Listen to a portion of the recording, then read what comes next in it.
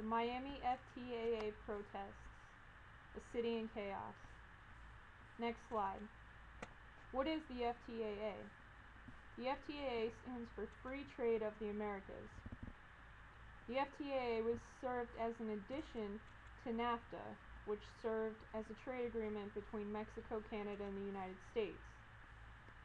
The intentions of the FTAA were similar to that of NAFTA, served to help Latin American nations, specifically those in South America and Central America.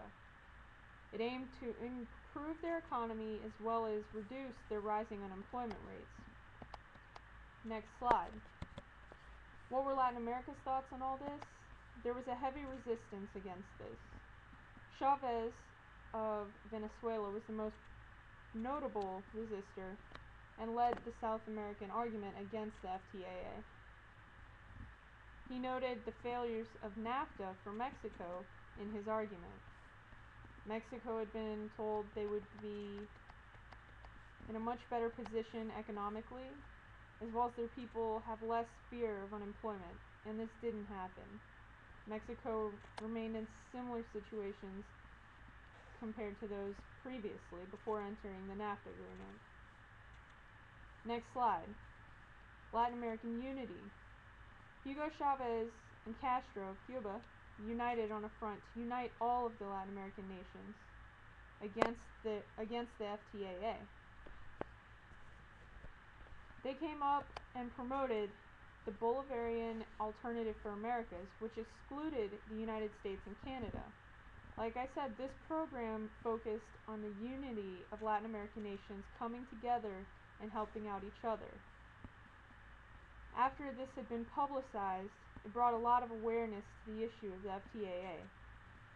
This brought a lot of awareness to the youth in the United States, which also took a stand against the FTAA. Many believed that this was just another program put in place by the government to abuse the less wealthy nations of South America. Next slide. As Miami prepared for the FTAA negotiations to occur, there was an influx of officers into the city, many in riot gear. They were also equipped with rubber bullets, tear gas, riot shields, paintball guns, and more.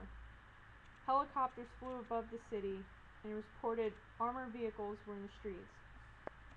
It should be noted that Miami took funds from the War on Terror in order to have all of this provided.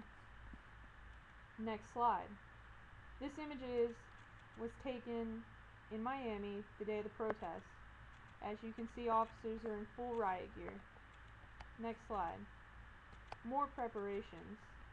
Just before negotiations began, there were some weird laws that had been passed by city officials, such as forbidding the use of glass bottles in the streets. One can assume this law was simply to remove just one more item that a protester could use against the officers.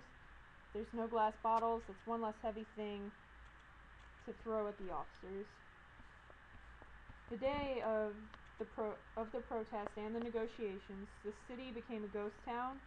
Almost all the stores were closed, and the streets, normally full of traffic, were empty.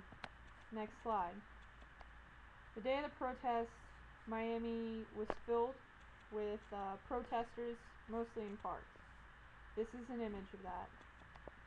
Next slide. These are images of injured protesters. Miami based riot control on the Battle of Seattle. You know the violence that had occurred there and the lesson that many had taken from this. It was ironic that Miami chose to base their riot control on the Battle of Seattle. According to reports, officers took taser to a man at the entrance of the rally. They also opened fire on the protesters with non-lethal weapons without any provocation. Next slide. The day of the protest, there were 100 arrests.